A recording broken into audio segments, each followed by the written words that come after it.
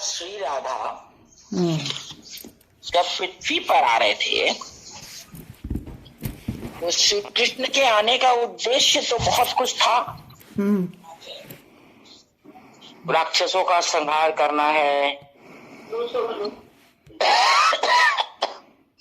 कंस को मारना है, जरासंध की कैद में जो राजकन्याएं थी उनका उद्धार करना है।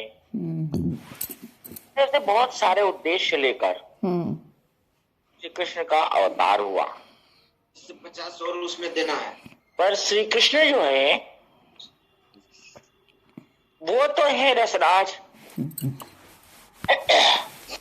अब जहां रस की वृद्धि न हो वहां वे कैसे रह सकते हैं?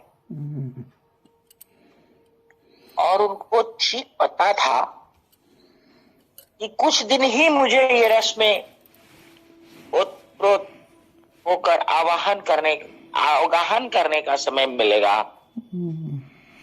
उन्होंने अपने लिए क्रीड़ा भूमि का निर्माण किया। वो उनकी जो क्रीड़ा भूमि है वो है ब्रज। गोपियां क्या है?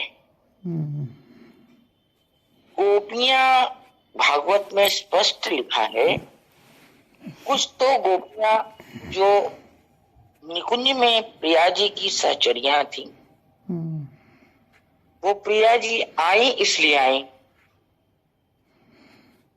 ऋषि पत्नियों के यज्ञ में उन्होंने जो कहा था कि तेरा कृष्णावतार में इच्छा पूरी करूंगा, वो आई।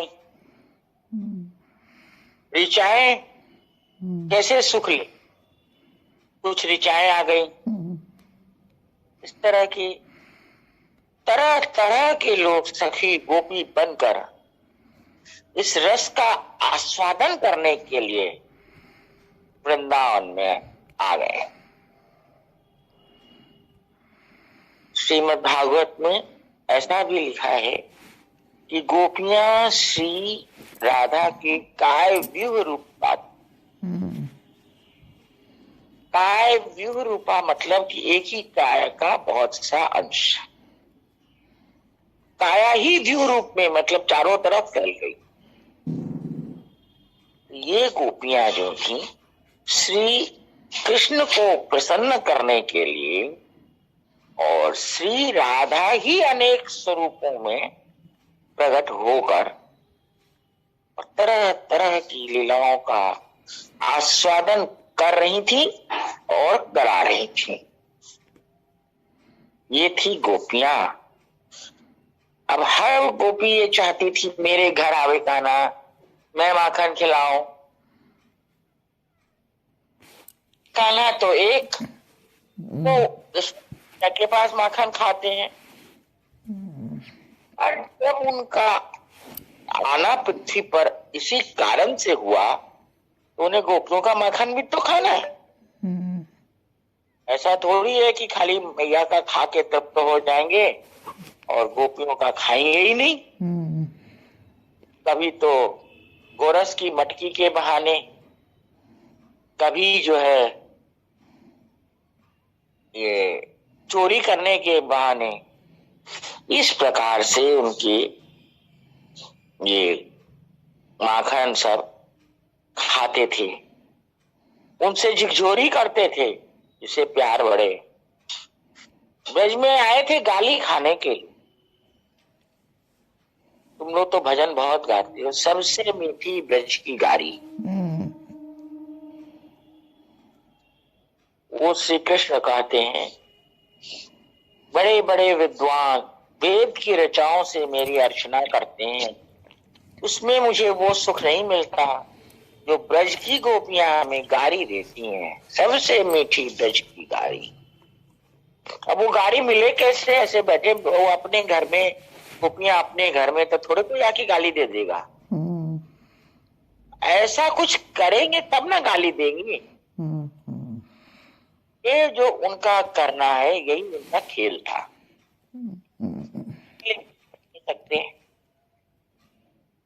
रसिक संतों ने बताया है कि जो श्री कृष्ण ब्रज में खेलते थे वो आज भी खेलते हैं। दिव्य वृंदावन में, सरस वृंदावन में ये क्रीड़ा आज भी चल रही है। तो फिर ये क्या था जो कंस को मारने गए? आप इतना रामायण पढ़ती हैं, रामायण में है ना कि सीता जी ने अपना स्वरूप अग्नि में रखा था, माया सीता वहां गई थी। तो श्री कृष्ण ने अपना स्वरूप वृंदावन में रख दिया। वो एक समय में कई स्वरूप बनाने में सक्षम है। ये शरद पूर्णिमा की रात्रि को पता चल गया था, क्योंकि जितनी गोपी उतने कृष्ण। तो शरद पूर्णिमा में जैसे वो कई बन सकते थे, तो वैसे उन्होंने ही अपना एक संकल्प का स्वरूप बनाया, जिससे राक्षसों का संहार करना था, उन राजकुमारियों का उद्धार करना था, इत्यादि इत्यादि जो उनके जन्म लेने के उद्देश्य थे, उन सबको पूरा करने के लिए उन्होंने अपने ही स्वरूप निकाल लिया और एक अपने स्वरूप को वृंदावन में छोड़ दिया। तो वृंदावन में छोड़ा हुआ तो निरंतर क्रीड़ा रत है, रोज नई नई लीलाओं का आस्वादन करता है और कराता है। और जो उन्होंने दुष्टों का संहार करने के लिए स्वरूप बनाया, उससे दुष्टों का संहार किया। नर लीला दिखाई कि गृहस्थ को क्या करना चाहिए। ये नारद जी जब गए थे, कृष्ण इतने महलों में एक संग कैसे रहते हैं देखने के लिए, हर महल में श्री कृष्ण दिखे, कहीं बच्चा खिलाते हुए, कहीं यज्ञ करते हुए, कहीं स्नान करते हुए, कहीं दान करते हुए, कहीं से ठिठोली करते हुए, हर रूप में उनको वहां दर्शन हुआ। एक संग वो हर महल में उनको देख सके, तो ये भी तो उनका एक ऐश्वर्य का स्वरूप था, तो वृंदावन दिखाया, वृंदावन में नहीं दिखाया। वृंदावन में नहीं दिखाते हुए भी उन्होंने शरद पूर्णिमा को तो अपना एक स्वरूप दिखाई दिया ना, परंतु अपने ऐश्वर्य का पूर्ण प्रकाश उन्होंने द्वारिका में किया, मथुरा में किया, वृंदावन में नहीं किया। वृंदावन में तो एक नंद का छोरा बन के रहे, इससे उनके रस अब नरसिंह भगवान के पास कोई जाना नहीं चाहता था, तो भय लगता। बस श्री कृष्ण के पास तो जाने के लिए सब तैयार थे। उन्होंने अपना एक ऐसा मधुर स्वरूप बना के, छोटा सा बालक बन के सबके संग उस रस का आस्वादन करने के लिए वो ब्रज में आए थे। एक संत ने तो यहां तक कह दिया, बच्चा जैसे खिलौनों से खेलता है, वैसे श्री कृष्ण गोपियों से खेलते थे। उन्होंने उदाहरण दिया, आजकल चाबी के खिलौने मिलते हैं, चाबी लाया जाता है, वो चाबी उनका दर्शन था, उनकी बांसुरी थी, बांसुरी बजा के वो सबको चला देते थे। चाबी का खिलौना गोपियां थी, क्योंकि गोपियां घर में भी जाती तो उनको दर्शन की लालसा बनी रहती, उनका तन और मन दो था। तन संसार में रहता था, मन एक पल के लिए भी श्री कृष्ण को छोड़ने के लिए तैयार नहीं था। वो हर समय श्री कृष्णमयी थी। कहीं ऐसा वर्णन नहीं आता कि गोपियां श्री कृष्णमयी थी और उन्होंने घर के कामकाज को बिगाड़ा। वो तो सारा काम करती थी, ये तो बगल से करती थी अपने ऐसा स्वादन का। संग में यह भी भय था कि कोई देख न ले। ये महिमा जब श्री कृष्ण को प्रकट करनी थी, तो वो उनकी निंदा का स्वरूप भी बनाते थे, इससे गोपियों का निंदा नहीं हो तो स्वरूप का असली पता नहीं चलता।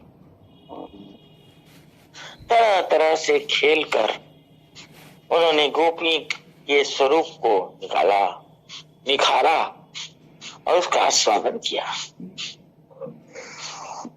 इसको हम लोग घुमा फिरा कर कैसे भी बोल लें, तथ्य की बात तो इतनी ही है कि वृंदावन श्री कृष्ण की विहार स्थली है, खेलने का स्थान है। वृंदावन में जैसे स्वच्छंद होकर श्री कृष्ण खेले हैं,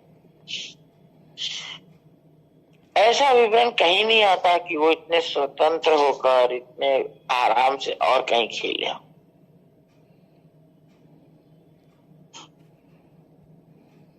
उनके खेल में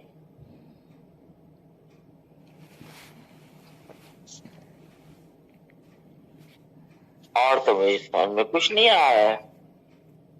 सारांश का जो समझ में आया वो मैंने बताया। बुल बरसाने वाली कीजिए।